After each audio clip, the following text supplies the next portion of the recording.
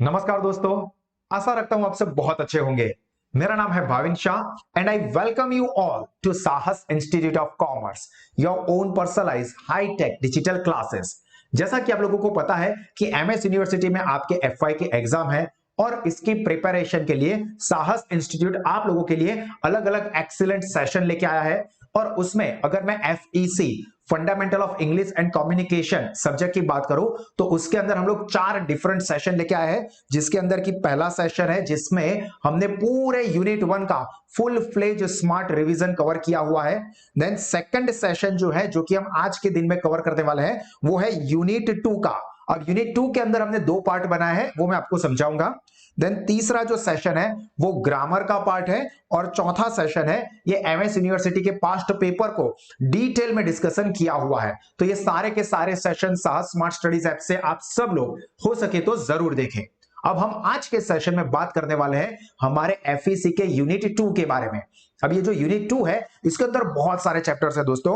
इसके अंदर कम्युनिकेशन आ रहा है, बिजनेस कम्युनिकेशन आ रहा है, स्टडी स्किल्स आ रही है, डिक्शनरी स्किल्स है, इंटरनेट स्किल्स है, लर्निंग स्किल, मतलब बहुत सारी चीजें हैं। और अगर आप आम लेवल पे पढ़ने की जाओगे तो आपकी भी हालत ऐसी हो जाएगी थोड़ी देर पढ़ने के बाद। पर मैं आपके साथ बिल्कुल भी ऐसा नहीं होने दूंगा। बेस्ट लेवल के सेशंस लेके आया हूं जिससे सभी लेवल के स्टूडेंट्स, चाहे वो बहुत ही होशियार हो या बहुत ही एवरेज या वीक हो, गुजराती मीडियम के हो, इंग्लिश मीडियम के हो या हिंदी मीडियम के हो, सबको ये बहुत अच्छे से समझ में आए। और इसीलिए मैंने ये सेकंड यूनिट को और 2 पार्ट में डिवाइड किया हुआ है, मतलब पहला पार्ट और दूसरा पार्ट, ताकि आप दोनों सेशंस को अच्छे से अपनी कन्वीनियंसी के हिसाब से देख सको। और अगर आप ये दोनों पार्ट पूरे अच्छे से देख लेते हो तो आप जो पहले से एग्जाम से डर रहे थे वो अब ऐसा हो जाएगा कि आपके डर से एग्जाम भी बहुत टेंशन में आ जाए। मतलब कि यहां पे कहने की बात यह है कि मैं आपको एक्सीलेंट लेवल की प्रिपरेशन करवाने ही वाला हूं। तो ये सेशन अगर आप ध्यान से समझोगे तो आपका कॉन्फिडेंस एग्जाम के लिए गजब सा होगा। तो चलिए बिना टाइम वेस्ट किए हम लोग हमारा सेशन शुरू करते हैं। और अगर ये सेशन देखते हुए आपको ऐसा लगता है कि सर ये सच में बहुत अच्छा है, इससे हमको अच्छे से प्रिपरेशन करने में, सारी चीजें रिकॉल करने में बहुत मजा आ रहा है, तो इस वीडियो को आप सब लोग जरूर लाइक करें। आपके फीडबैक जो भी है तो वो मुझे कमेंट सेक्शन में बताएं। अच्छा लगे तो अच्छा, बुरा लगे तो बुरा, कुछ भी आप मुझे अपना फीडबैक जरूर दें। और अपने जो भी फ्रेंड्स एफवाई बीकॉम में है उनके साथ इसको जरूर शेयर करें। और हमारे जो साहस स्टडी जो चैनल है यूट्यूब की, इसके ऊपर में बहुत सारी study related information 11th 12th commerce, FY SY TY BCom MS university के लिए और सीए एंड सीएस की बहुत सारी इंफॉर्मेशन, उसके अलावा कॉमर्स स्ट्रीम में फ्यूचर के स्कोप के बारे में भी बताता रहता हूं। तो अगर आपको ये रिलेवेंट लगता है, आपके काम का लगता है, तो ये चैनल को जरूर सब्सक्राइब कर दें। चलिए अब हम लोग हमारा सेशन शुरू करते हैं जो कि है यूनिट 2। और इसके अंदर हम लोग हमारा फर्स्ट पार्ट इसमें कवर करने वाले हैं। यहां पे सबसे पहले हम लोग कम्युनिकेशन जो हमारा चैप्टर है उसके बारे में डिस्कशन करने वाले हैं। और ये कम्युनिकेशन के अंदर सबसे पहली और इंपॉर्टेंट चीज है वो है प्रोसेस ऑफ कम्युनिकेशन, जो आप सब लोगों को कहीं पे भी पढ़े होंगे तो ये पढ़ाया ही होगा। मैं यहां पे रिकॉल करवाऊंगा। देखो ये सेशन के अंदर मैं आपको बता दूं कि जो सेकंड सेशन होने वाला है उसके अंदर बहुत ज्यादा काम की चीजें हैं, स्पेसिफिकली ऐसी चीजें जो कि आपको कहीं और से शायद सीखने को नहीं मिली होगी, या मैं जिस तरह से सारी चीजें आपके सामने प्रेजेंट करने वाला हूं वो सारी चीजें देखने को ना मिली हो। तो उसको अच्छे से देखना, तो एग्जाम में काफी फायदा होगा, एक्सटर्नल एग्जाम में भी इसका टेरिफिक बेनिफिट होगा। देखो, following is the stages or process of communication. માહિતી સંચારની જે આખી પ્રક્રિયા છે એના સ્ટેજીસ કયા કયા છે? તો ફર્स्ट છે आइडिया, और उसको आइडिएटिंग भी कहते हैं। अब आइडिएटिंग स्टेज पे क्या होता है?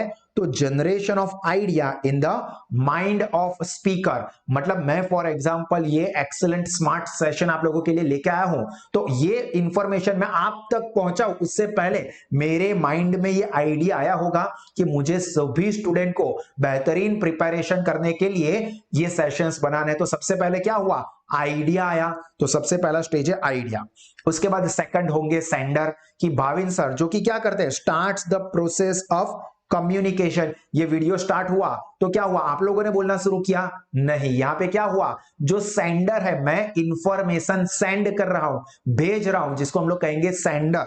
तो person who starts the process of communication and who sends the information. इसीलिए यहां पे अगर एमसीक्यू में आता है कि from where the process of communication begins और स्टार्ट, तो the process of communication begins from और विद द सेंडर, सेंडर से शुरुआत होती है क्योंकि आइडिया भी सेंडर के माइंड में ही आता होता है। Then important encoding. अब देखो मेरे माइंड में आइडिया आया कि मुझे आपको एक्सीलेंट प्रिपरेशन करवानी है, पर उसके लिए मैंने मेरे आइडिया को क्या किया, ये सारे वर्ड्स दिए जो लिखा हुआ है, जो मैं बोल रहा हूं, आगे आपको विजुअल इफेक्ट्स देखने को मिलेगी। तो ये मैंने क्या किया, एनकोड किया। एनकोडिंग मतलब क्या, process of converting idea into message. मेरे माइंड में जो आइडिया था उसको एक प्रॉपर मैसेज में कन्वर्ट करना, एक माहिती बनावानी, એને કહેવાય एनकोडिंग।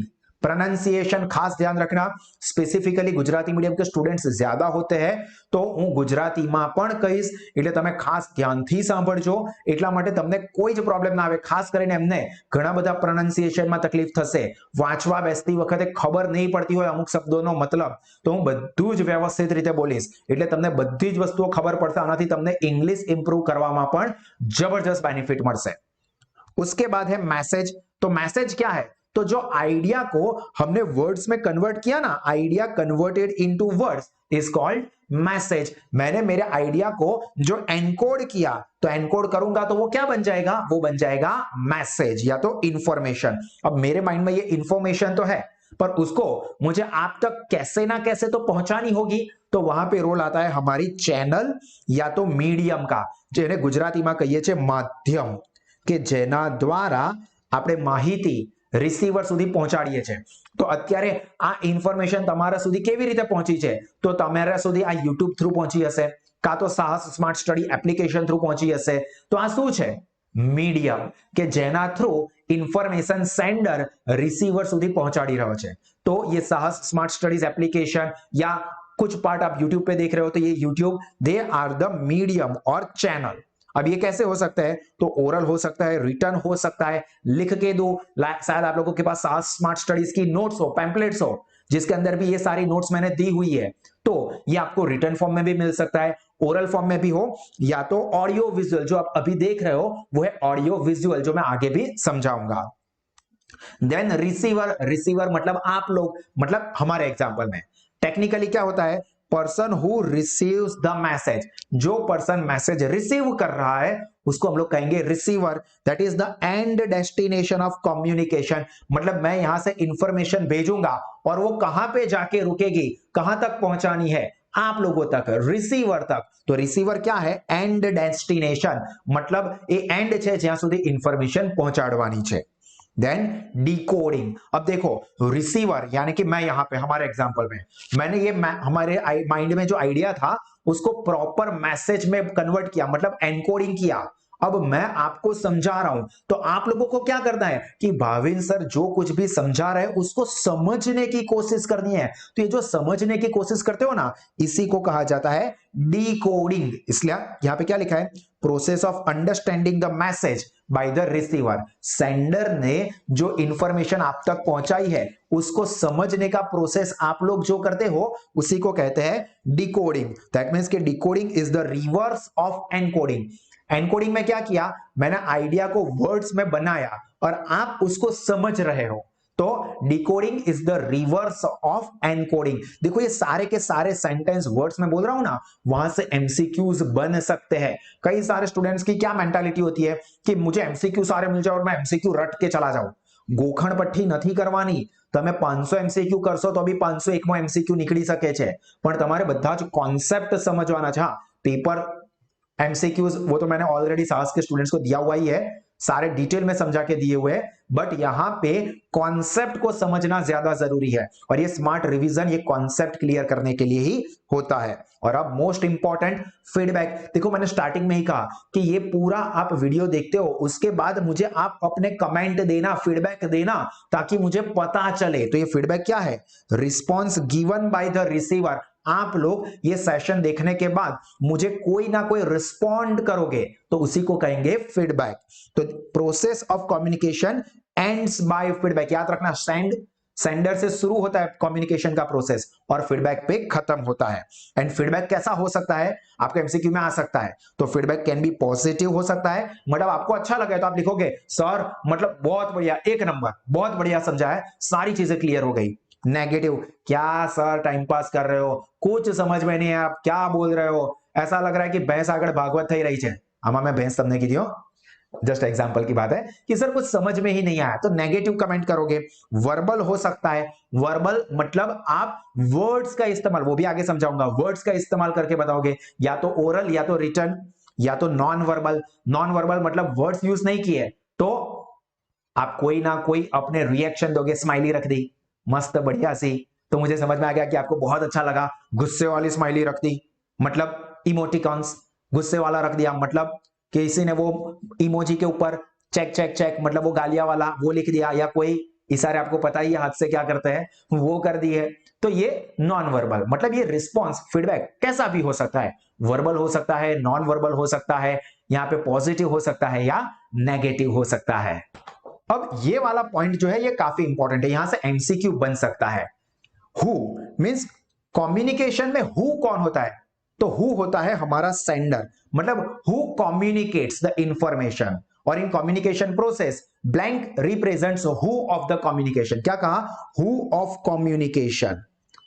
एमसीक्यू इस तरह से आ सकता है, blank represents who of communication. तो हु कौन होता है, कौन करता है कम्युनिकेशन, सेंडर। अभी एग्जांपल के तौर पे Bhavin sir, what is the communication, मतलब व्हाट ऑफ कम्युनिकेशन, यहां पे एमसीक्यू में आ सकता है। Blank represents what of communication, shoe communication થઈ રહ્યું છે, मैसेज। लाइक अभी हमारे एग्जांपल के अंदर एफईसी का स्मार्ट रिवीजन, तो blank represents what of communication, तो message represents what of communication, ये इंपॉर्टेंट चीज है जैसा मैंने कहा।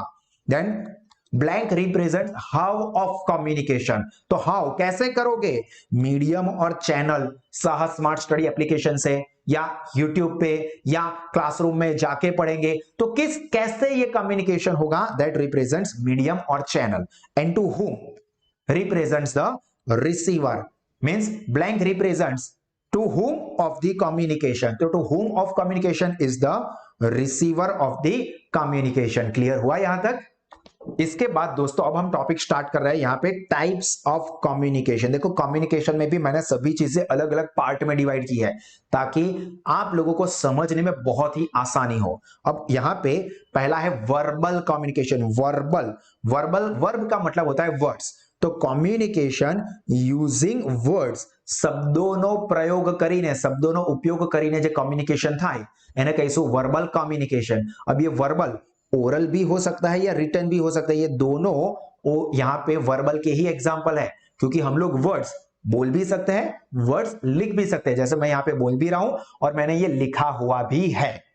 देन सेकंड, इसी के अंदर जो दो पार्ट आते हैं वो रिटर्न कम्युनिकेशन। रिटर्न मतलब कम्युनिकेशन इन राइटिंग, લખીને જે કમ્યુનિકેશન થાય છે ત્યાં બધું જે લખેલું છે તો એને શું કહેવાય, रिटर्न कम्युनिकेशन। अब यहाँ पे रिटर्न कम्युनिकेशन की क्या पॉजिटिव चीजें हैं, क्या बेनिफिट्स है और क्या नेगेटिव चीज है, मतलब फायदा અને ગેરફાયદા એ પણ જરા સમજી લો।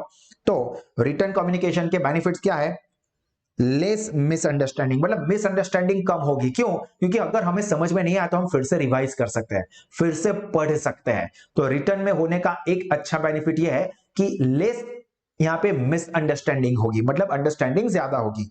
फिक्स रिस्पॉन्सिबिलिटी, किसने कहा था, तो ऑब्वियसली लिखा हुआ है तो पता चल जाएगा कि देखो ये इसने लिखा हुआ है, इसने कहा हुआ है। परमानेंट रिकॉर्ड और प्रूफ, रिटर्न में है तो हमारे पास प्रूफ रह जाएगा, मतलब गर्लफ्रेंड ने मैसेज किया या किसी ने मैसेज किया तो हम लोग क्या करते हैं, स्क्रीनशॉट ले लो, मेरे पास प्रूफ रहेगा। क्यों, कि मुझे ऐसा बोल रहे हैं कि मैं तुझे बहुत पसंद करता हूं, बहुत पसंद करती हूं, तेरे वाला तो मैं और किसी लड़की के साथ बात नहीं करती हूं, और ऐसे 4 मैसेज 4 अलग अलग लड़कियों को भेजे होंगे। ये एग्जांपल है, पर इसको हम क्या करते हैं, एज अ प्रूफ रिकॉर्ड में रखते हैं। तो रिटर्न कम्युनिकेशन है तो उसका प्रूफ हो जाएगा। जबकि इसके कुछ नेगेटिव चीजें भी है। नेगेटिव चीजें क्या है, तो नॉट यूजफुल इन इमरजेंसी, मतलब अर्जेंसी है, जल्दी है, उतावળ છે तो એ વખતે તમે ક્યારે લખશો, ક્યારે આપશો, ક્યારે પેલું વાંચશે, तो वो पॉसिबल नहीं है। इमरजेंसी में ये यूजफुल नहीं है। इनफ्लेक्सिबल है मतलब उसके अंदर चेंज नहीं हो सकता। मतलब मैं अभी बोल रहा हूं और बोलने में मुझसे कुछ गलती हो गई तो मैं ठीक है तुरंत करेक्ट कर दूंगा, पर आपने अपने आंसर सबमिट करवा दिए, पता चला कि कुछ गलत लिख दिया है, कुछ चेंज नहीं होगा रहेगा। मतलब कि यहाँ पे इनफ्लेक्सिबल है, इनफ्लेक्सिबल मतलब चेंज नहीं होगा। इंक्रीज द पेपर वर्क, ये इतने सारे पेपर्स संभालने के लिए लोड बढ़ जाएगा, टाइम ज्यादा जाएगा और एक्सपेंसिव भी हो जाएगा। उसके बाद नेक्स्ट है ओरल कम्युनिकेशन। ओरल कम्युनिकेशन નો मतलब શું થાય? मौखिक माहिती संचार। मौखिक मतलब मोढ़ेથી बोलीने। तो यहाँ पे क्या कहा है देखो, कम्युनिकेशन थ्रू स्पोकन वर्ड्स, શબ્દો બોલીને જે કમ્યુનિકેશન કરીએ that is ઓરલ કમ્યુનિકેશન। હવે ઓરલ કમ્યુનિકેશનના મેરિટ્સ, પોઝિટિવ પોઈન્ટ્સ કે બેનિફિટ્સ એટલે કે ફાયદા શું છે? तो यूजफुल इन इमरजेंसी। अभी एग्जाम है, प्रिपरेशन करनी है, सर आपके सेशन दे दो, हम लोग सुन लेंगे, आप जो बोल रहे हो वो सुन लेंगे, तो इमरजेंसी में काफी फायदा होगा। लेस टाइम जाएगा, कम टाइम के अंदर, मतलब एग्जाम के अगले दिन आपने 2.5 घंटे दिए, मतलब आप एमएस यूनिवर्सिटी में एफईसी के पोपट हो जाओगे, मतलब बेहतरीन लेवल का कॉन्सेप्चुअल नॉलेज आपके पास होगा। कॉस्ट बहुत कम होती है। इमीडिएट फीडबैक, तुरंत फीडबैक मिल सकता है अगर सामने सामने कम्युनिकेशन कर रहे हैं। खबर पड़ी बताने, बोलो तो खबर पड़ी, यस के नो, चलो लिखो कमेंट में, तो रिस्पांस तुरंत पता चल जाएगा। फ्लेक्सिबल, जो मैं आगे भी समझा चुका हूं कि बोलने में मुझसे गलती हो गई, देखो आज हम लोग फॉर एग्जांपल मैं बोल रहा हूं, आज हम लोग एसपीबी समझ रहे हैं, अरे सॉरी एसपीबी नहीं हो एफईसी, तो देखो मुझसे गलती से बोला गया एसपीबी, तो मैंने तुरंत क्या किया, एसपीबी नहीं भाई एफईसी है। तो ये हम फ्लेक्सिबल है मतलब तुरंत चेंज कर सकते हैं। पर उसके कुछ नेगेटिव पॉइंट्स भी है, डीमेरिट्स भी है। क्या है डीमेरिट्स या नेगेटिव पॉइंट्स या लिमिटेशन, मतलब गैर फायदा? नॉइज और डिस्टर्बेंस। अभी मैं सपोज बोल रहा हूं और यहाँ पे बाजू में जोर जोर से डीजे चल रहा है, ढिंचाक ढिंचाक ढिंचाक ढिंचाक, तो सर आप क्या बोल रहे हो, सुनाई नहीं दे रहा है, पीछे से चिकनी चमेली चल रहा है ना, वो आवाज आ रहा है और हमारे पैर ऐसे डांस कर रहे हैं, तो नॉइज या डिस्टर्बेंस ओरल कम्युनिकेशन में प्रॉब्लम क्रिएट कर सकते हैं।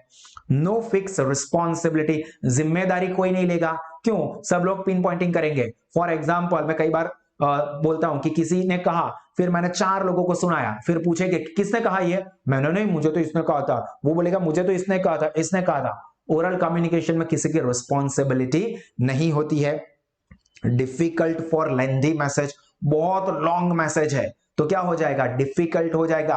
कितना लंबा बोलोगे भाई, लिखा हुआ होगा तो आराम से हो पाएगा, पर बोलना है तो इतना लंबा, डिफिकल्ट हो जाएगा, याद भी नहीं रह पाएगा, और रिकॉर्ड्स तो कोई नहीं रहते हैं, बोला अभी वो मतलब कोई रिकॉर्ड नहीं होता है, तो ये ड्रॉबैक है। उसके बाद होता है विजुअल कम्युनिकेशन। विजुअल જોઈને જે કમ્યુનિકેશન કરીએ છે તે, तो कम्युनिकेशन विथ वर्ड्स, पिक्चर्स और कॉम्बिनेशन ऑफ बोथ, और यहाँ पे मेन वर्ड्स है पिक्चर्स। फॉर एग्जांपल ग्राफ्स, आप ग्राफ देखते हो, अब इकोनॉमिक सब्जेक्ट के अंदर ग्राफ देखते हो, tables, charts, map, neon boards. Neon boards word आपने शायद सुना हो, लाइटिंग वाले बोर्ड, आप रास्ते पे जाते हो तो कई सारी दुकान के ऊपर नियॉन बोर्ड्स लगे हुए हैं। नियॉन बोर्ड्स मतलब लाइटिंग वाले जो बोर्ड लगे हुए हैं, ये सब किसके एग्जांपल है, विजुअल कम्युनिकेशन के। देन ऑडियो विजुअल, जो आप अभी कर रहे हो साह स्मार्ट स्टडी ऐप पे, क्या कर रहे हो आप, भाविन सर को देख भी रहे हो, सुन भी रहे हो, आप यूट्यूब पे देख भी रहे हो, सुन भी रहे हो, आप टीवी ऑन करके हीरो हीरोइन को रोमांस करते हुए देख भी रहे हो, मजे भी ले रहे हो, आई मीन सुन भी रहे हो। तो ऑडियो विजुअल कम्युनिकेशन जिसके अंदर क्या आता है, जिसके अंदर आप देखते भी हो सुनते भी हो, TV, cinema, video conferencing, internet हो गया, यूट्यूब हो गया, साहस स्मार्ट स्टडीज एप्लीकेशन हो गया जिसको हम एस क्यूब ऐप कहते हैं, तो ये सारी चीज है। पर इसकी एक ड्रॉबैक क्या है, कॉस्टली है।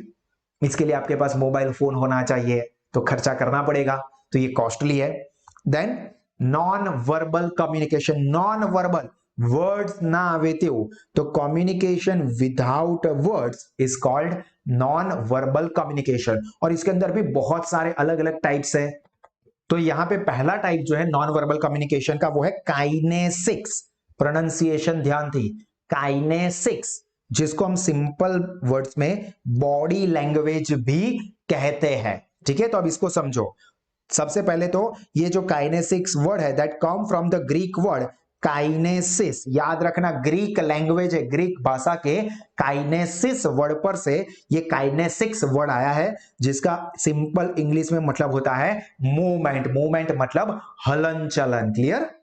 एंड दिस बॉडी लैंग्वेज यानी कि kinesics is also known as study of non linguistic body movement. Non linguistic मतलब उसके अंदर भाषा नहीं आती है, मतलब मैं ये हाथ ऊपर कर रहा हूं तो मैंने गुजराती में हाथ ऊपर किया, हिंदी में हाथ ऊपर किया, इंग्लिश में हाथ ऊपर किया। कैसे हाथ ऊपर किया? मैंने ऐसा गुस्सा किया, मैंने अच्छा कपड़े पहने, सर ने इंग्लिश में कपड़े पहने, सर ने हिंदी में कपड़े पहने, सर गुजराती में कपड़ा पहने छे, पॉसिबल छे? नहीं possible. That means it's a non linguistic. Non linguistic मतलब भाषा वगरनु। क्लियर? उसके अंदर कौन कौन सी चीजें आती है इंपॉर्टेंट है, जिसके अंदर सबसे पहले आता है पर्सनल लुक और अपीयरेंस। ये किसमें आता है? काइनेसिक्स। बॉडी लैंग्वेज ना अंदરના જે પાર્ટ છે એ સમજાવી રહ્યો છું, જેમાં સૌથી પહેલું શું કીધું? પર્સનલ લુક मतलब अपीयरेंस, કેવો દેખાય છે, મસ્ત આમ एकदम हम हीरो। जो आपने ऑनलाइन लेक्चर भी स्टार्ट करे, हाँ मतलब एकदम चिकना हीरो जैसा लग रहा हूं ना, तो वो देखना है। तो यहाँ पे क्या है? पर्सनल लुक और appearance means external look of a person. व्यक्ति बाहर थी केवी देखाई रही है, यार कितना मस्त हैंडसम लागे छे, ए यार क्या माल लग रही है। एग्जांपल है भाई, आप लोगों की भाषा में मजा है इसलिए समझा रहा हूं, मतलब बहुत अच्छी, ब्यूटीफुल। तो वो हम कैसे कहते हैं? उसकी लुक्स देख के। तो ये सबसे पहला है पर्सनल लुक और अपीयरेंस। ये भी इंपॉर्टेंट है, कम्युनिकेशन अच्छा करता है। घणी वखत આપણે ગમે તેવા કપડા પહેરે કેવો ગંદો દેખાય છે, खबर पड़े छे। तो ये टाइप के वर्ड्स हम यूज करते हैं। किसी ने डिसेंट कपड़े पहने होंगे, भले वो आदमी अच्छा ना भी हो, पर डिसेंट कपड़े पहने होंगे तो हम क्या बोलेंगे कि देखो ये बहुत शरीफ बंदा लगता है। अब ये पर्सनल लुक कैसे इन्फ्लुएंस करता है, कैसे इंपैक्ट करता है, वो मैं आपको समझाता हूं। एक एग्जांपल देखिए, यहां पे मैंने दो लड़कों के फोटो रखे, ये और ये। अब मैं पहले आपको एक चीज क्लियर कर दूं कि दोनों की एज सेम है, दोनों का एजुकेशन और दोनों की अर्निंग भी सेम है। अब फॉर एग्जांपल लड़की है, अब लड़की को मैं ऑप्शन देता हूं कि आपको इन दोनों में से किसी एक के साथ शादी करनी है, या लड़कों को यह ऑप्शन देता हूं कि आपकी बहन की इन दोनों में से किसी एक के साथ शादी करवानी है। दोनों की इनकम सेम है, दोनों की एज सेम है, दोनों का एजुकेशन भी सेम है। क्या करोगे आप? कौन सा ऑप्शन पे जाओगे? ऑप्शन ए सिलेक्ट करोगे या ऑप्शन बी सिलेक्ट करोगे? ऑब्वियस ही बात है सर, मैं तो ऑप्शन ए को ही सिलेक्ट करूंगा। कोई भी पर्सन ऑप्शन ए को ही सिलेक्ट करेगा। अब आप खुद अपने आप को आंसर दो कि आपने इस पर्सन मिस्टर बी को सिलेक्ट ना करके ये मिस्टर ए को क्यों सिलेक्ट किया। ऐसा तो है नहीं कि ये ज्यादा एजुकेटेड था सर, इसलिए, क्योंकि मैंने पहले ही बता दिया कि एजुकेशन सेम है, एज दोनों की सेम है, अर्निंग यानी कि स्टेटस ये भी दोनों का सेम है, पर सर दिखने में ही वहां पे ही फर्क पता चल जाता है। ये बहुत डिसेंट लगता है, बहुत अच्छी फैमिली में से बिलोंग करने वाला लगता है, जबकि ये तो सड़क छाप गुंडा लगता है। ऐसा भी हो सकता है कि ये निकम्मा हो और ये काफी अच्छा हो, बट लुक्स को देख के क्या माइंड में आता है? That A mister A is the perfect. तो ये इंपैक्ट करता है पर्सनल लुक, इसलिए कहा कि पर्सनल लुक जो है वो कम्युनिकेशन में काफी इंपॉर्टेंट है। ये कुछ बोलेगा तो हम लोग जल्दी से मानेंगे, ये कुछ बोलेगा तो हम लोग इसकी बात इतनी जल्दी नहीं मानेंगे। देन सेकंड जो पार्ट है यहाँ पे बॉडी लैंग्वेज में ही, वो है फेशियल एक्सप्रेशन। हमारे फेस के जो एक्सप्रेशन होते हैं वो दैट शोज और फीलिंग्स लाइक एंगर, मतलब गुस्सा, કેમ ક્યારનો કહું છું આટલું બધું બોલી રહ્યો છું સાંભળતો નથી, આટલું સરસ સમજાઈ રહ્યો છું તો પણ ઇન્સ્ટાગ્રામ પર તારી ગર્લફ્રેન્ડના મેસેજ જોયા કરે છે। गुस्सा, फीलिंग, नर्वसनेस, यार एग्जाम है कुछ प्रिपरेशन नहीं किया क्या होगा। तो ये नर्वसनेस आपके फ्रेंड्स आपको देख के ही तुरंत बताए कोई बात नो टेंशन है तने, वो नर्वस लागे छे। तो ये क्या है? हमारे फेस से एक्सप्रेशन से ही पता चल जाए कि ये नर्वस है, बहुत खुश लग रहा है, क्या हुआ, हाँ बोल दी क्या उसने। तो ये क्या है? हैप्पीनेस। ये सारी चीजें, हैप्पीनेस, नर्वसनेस, एंगर, ये सब चीजें हमारे फेस से सामने वाले को दिख जाती है। और इसीलिए क्या कहा जाता है कि face is the index of mind and mirror of our heart. क्या कहा कि हमारा जो फेस है that is index of mind and mirror of heart. ये सिर्फ नॉलेज के लिए।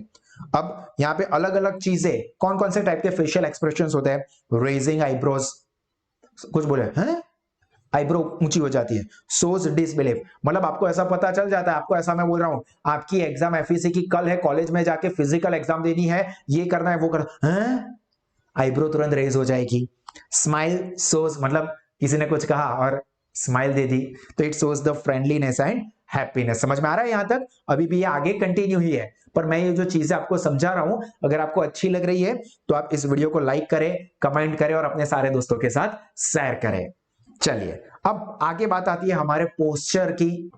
पहले तो इसका प्रोनाउंसिएशन ध्यान से, पोस्चर, पोस्ट्यूर नहीं है, ठीक है, पोस्चर। अब पोस्चर के अंदर क्या आता है, हाउ पर्सन स्टैंड, सिट्स और वॉक, मतलब एक पर्सन कैसे खड़ा होता है या बैठता है या चलता, मतलब बैठता है और ऐसे पैर टंगे ऊपर चढ़ा के बैठा है, आराम से पैर लंबे करके बैठा हुआ है, या टेस्ट चल रहा है ऐसे लंबे टूके होके बैठे हो, तो वो क्या इंडिकेट करता है कि आप प्रॉपरली नहीं बैठे हो, नहीं खड़े रह रहे हो। ऐसे मींस कोई खड़ा हो रहा है, किसी और के कंधे पे ऐसे झुका के बैठ जाता है, या बैठा हुआ होता है तो आगे ऐसे लीन होके बैठता है। तो ये सारी चीजें क्या है, पोस्चर है। Posture means how a person stand, sits और वॉक। आपको एमसीक्यू में आ सकता है, blank indicates how a person stand, sit और वॉक, तो वो इंडिकेट करता है पोस्चर।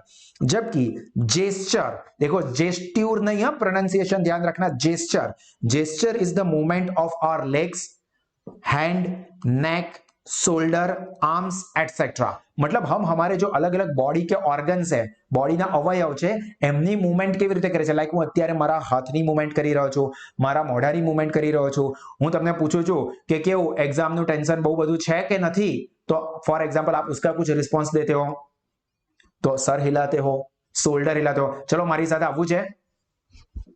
तो ये सब हम क्या करते हैं, हमारे जेस्चर्स है। अब उसके कुछ एग्जांपल समझ लो, नेल बाइटिंग क्या इंडिकेट करता है, टेंशन है, वे तेरे पापा को पता चल गया, क्या बात कर रहा है और क्या पता चल गया, कल एग्जाम है, क्या बात कर रहा है, किस चीज की एग्जाम है, तो ये सब मॉक टेस्ट है, मॉक टेस्ट है, क्या पूछेंगे। तो नेल बाइटिंग करने की कुछ को हैबिट होती है जब वो टेंशन में हो तो नेल बाइटिंग, नेल बाइटिंग मतलब नख खाना, ये जो हम करते हैं ना, that is called nail biting. Anxiety, tension, nervousness, ये सारी चीजें वो इंडिकेट करता है। देन पाम रब, मतलब तुम्हारी एग्जाम है, अरे आ जाने दो, मैंने तो पूरे साहस के अच्छे से सेशन को देख लिया है, कुछ भी पेपर आ जाए फाड़ के रख देंगे, तो हम पाम रब करते हैं, आ जाओ चलो जल्दी से खाना शुरू कर दिया, खाना शुरू कर दिया है, एक्साइटमेंट। तो पाम रबिंग जो करते हैं, पाम रबिंग मतलब हाथ घसवा, इस तरह से, that is called palm rubbing. वो क्या समझाता है, एक्साइटमेंट। स्क्रैचिंग हेड, क्या डिफिकल्ट क्वेश्चन है यार, समझ में नहीं आ रहा है कैसे पास होंगे, सर खुजाते हैं ना, उसको कहते हैं સ્ક્રેચિંગ ઓફ હેડ, માથું ખંજવાળું, અઘરો ક્વેશ્ચન જોઈને જે ટેન્શન આવી જાય છે તેની માટે। देन નીંદ મુझे नहीं आ रही है, पर ये yawning, yawning એટલે શું, બગાસું ખાવું, એ શું ઇન્ડિકેટ કરે છે, બોર્ડમ और लैक ऑफ इंटरेस्ट, कब ये सर अपना सेशन खत्म करेंगे, नींद आ गई मुझे, मैं तो बोर हो गया। तो ये क्या है, यॉर्निंग, जो क्या इंडिकेट करता है, बोर्डम। कई बार चालू लेक्चर के अंदर हमको बोर हो जाते हैं, तो ये इंडिकेट करता है yawning. Then next fifth is eye contact. Eye contact का ही दूसरा नाम है ऑक्यूलेसिक्स, ध्यान से, ऑक्यूलेसिक्स, प्रोनाउंसिएशन ध्यान रखना, ऑक्यूलेसिक्स को आई कॉन्टेक्ट भी कहते हैं। आंखों की गुस्ताखिया माफ हो, तो ये क्या है, हमने देखा है चालू लेक्चर में आई कांटेक्ट होता है। हाँ पता है कि ये लॉकडाउन के टाइम पे ये सब बेनिफिट नहीं मिले थे जब कोविड का प्रॉब्लम था तब, बट नॉर्मल रेगुलर लेक्चर्स के अंदर क्या होता है, आई कांटेक्ट। आई कांटेक्ट या ऑक्यूलेसिक्स क्या है, स्टडी ऑफ रोल ऑफ आई। चालू लेक्चर में પેલી તને જ જુએ છે, પેલો તને જ જુએ છે, तो ये क्या है, आई कांटेक्ट, जिसको क्या कहते हैं, ऑक्यूलेसिक्स। क्लियर, ऑक्यूलेसिक्स मतलब आई कांटेक्ट। उसके बाद है हैप्टिक।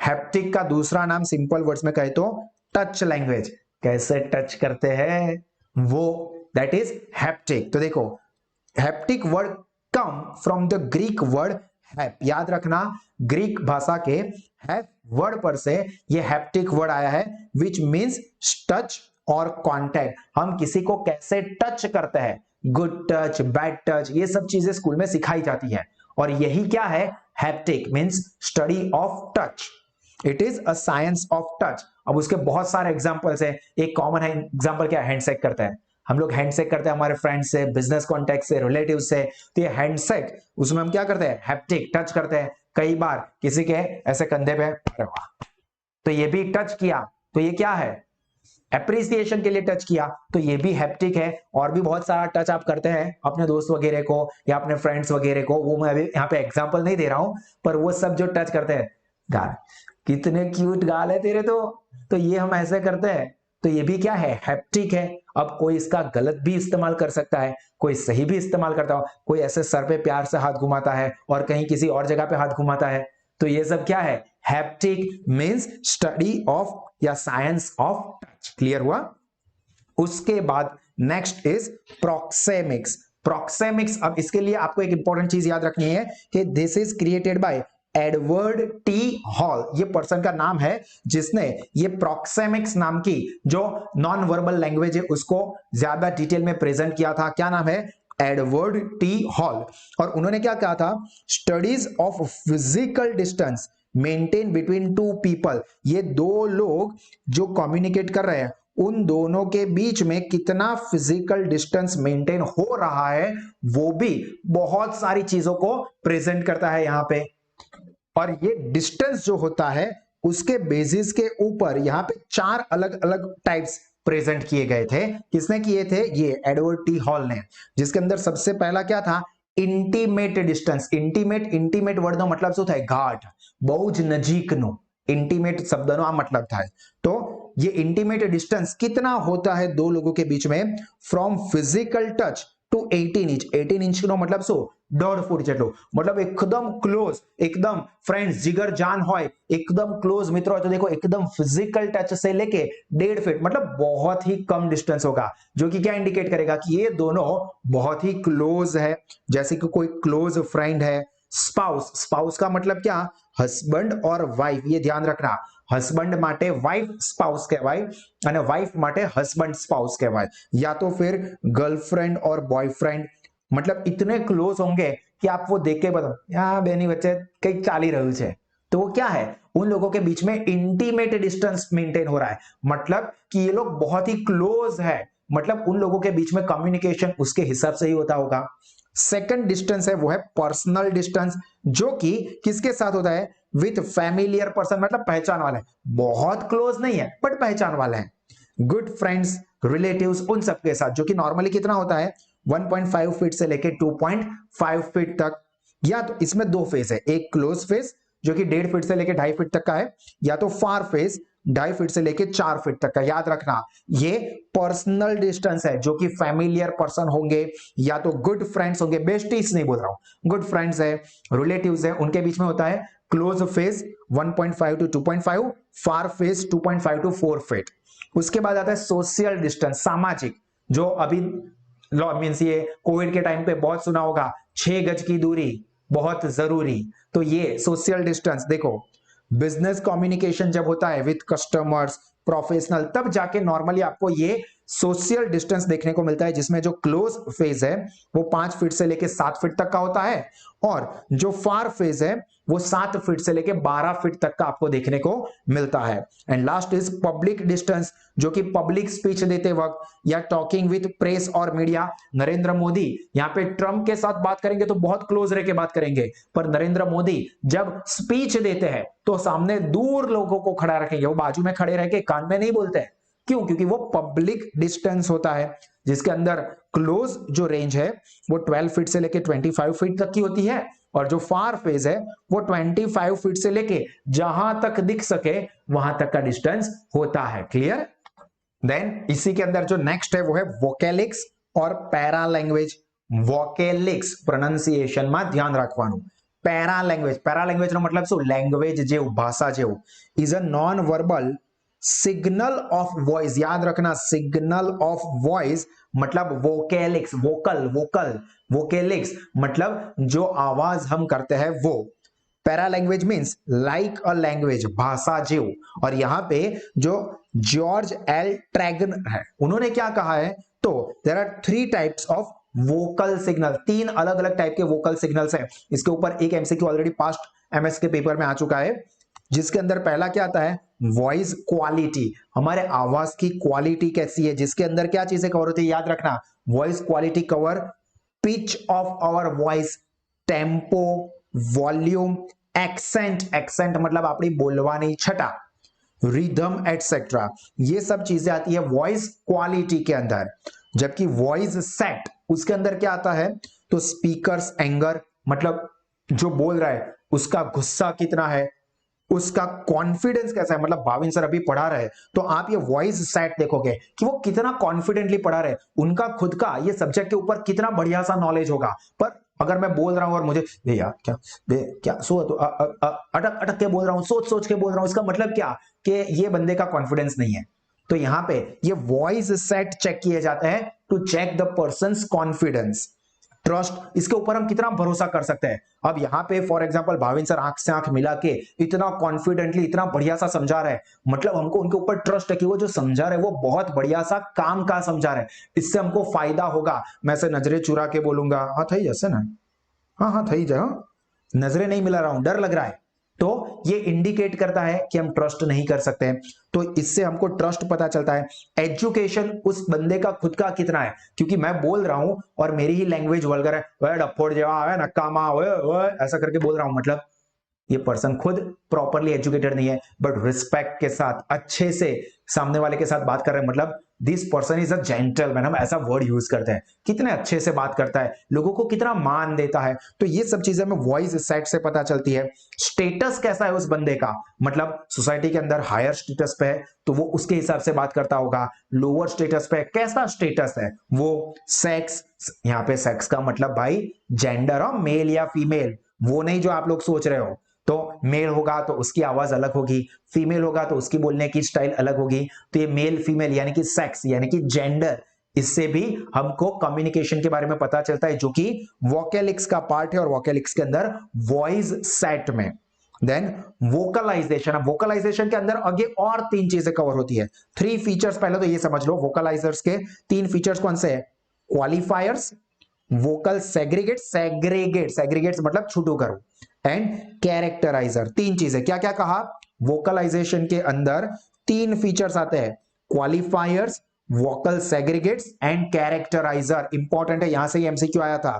तो पहला जो वोकल क्वालिफायर्स है उसके अंदर क्या चीजें आती है, तो style of giving a message, किस स्टाइल से ये मैसेज दे रहा है बंदा अपना, मतलब यहां पे मैसेज देने की स्टाइल ये कवर होती है वोकल क्वालिफायर्स में। देन वॉइस सेग्रीगेट्स, जो एमसीक्यू लास्ट एग्जाम में था, मैंने पूरे पेपर को एक्सप्लेन करता हुआ वीडियो रखा हुआ है, उसको देख लेना। वॉइस सेग्रीगेट, उसके अंदर कौन सी चीज आती है, short sounds like oh, alright, okay.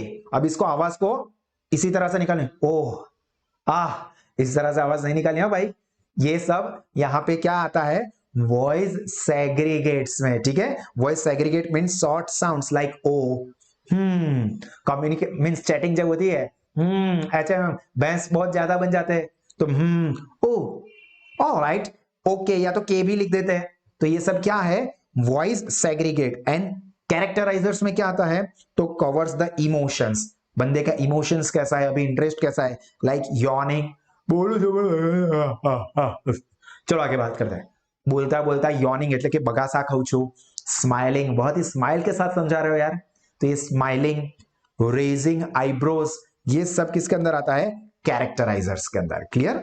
और उसके बाद है प्रोलॉन्ग्ड पॉज, प्रोलॉन्ग मतलब थोड़ी ज्यादा टाइम के लिए पॉज करना, जो मैंने थोड़ी देर के लिए नहीं बोला, तो ये प्रोलॉन्ग्ड पॉज क्या है, साइलेंस, मतलब शांति। तो ये जो मैंने जो प्रोलॉन्ग्ड पॉज रखा वो क्या हो गया, साइलेंस इसको कहा जाता है, क्लियर। आई होप दोस्तों कि ये सारी चीजें आपको समझ में भी आ रही होगी, साथ में मजा भी आ रहा होगा। यहां पे मैं YouTube का ये सेशन खत्म कर रहा हूं, ये टॉपिक ये पार्ट जो है अभी यूनिट 2 का पार्ट 1 या आगे अभी कंटिन्यू ही है, पर जो भी स्टूडेंट्स YouTube पे देख रहे हैं वो ये सेशन यहां पे खत्म हो रहा है। ये पूरा सेशन हमारी सास स्मार्ट स्टडी एप्लीकेशन पे अवेलेबल है, वहां पे जो भी हमारे स्टूडेंट्स है वो इसको जरूर देख सकते हैं। और कल मींस आपकी जो भी एग्जाम है उसके लिए आप सब लोगों को, चाहे आप हमारे स्टूडेंट हो या ना हो, wish you all the very best. I am sure कि आप लोग बहुत बढ़िया से अटेम्प्ट कर पाओगे, अच्छे सा रिजल्ट स्कोर करोगे। और लाइफ में याद रखना कि ये एग्जाम शॉर्ट टाइम की है, हमारी लाइफ, हमारी थिंकिंग, हमारी वैल्यूज ये बहुत इंपॉर्टेंट है। बहुत अच्छे से मेहनत करो, एग्जाम को एंजॉय करो, एग्जाम से डरना बिल्कुल नहीं है। Wish you all the very best, जय हिंद। रुको, जो हमारे एप्लीकेशन पे देख रहे हैं वो सब स्टूडेंट्स को आगे कंटिन्यू ही करना है, ठीक है। चलिए नेक्स्ट है साइन लैंग्वेज। साइन लैंग्वेज के अंदर क्या आता है, communication by use of certain signals, અલગ અલગ સિગ્નલ્સ, ઇશારાનો યુઝ કરીએ છીએ આપણે કોમ્યુનિકેશન करते करते। तो ये क्या किया, इशारा किया, ये क्या किया, इशारा किया, तो ये क्या है, सिग्नल्स।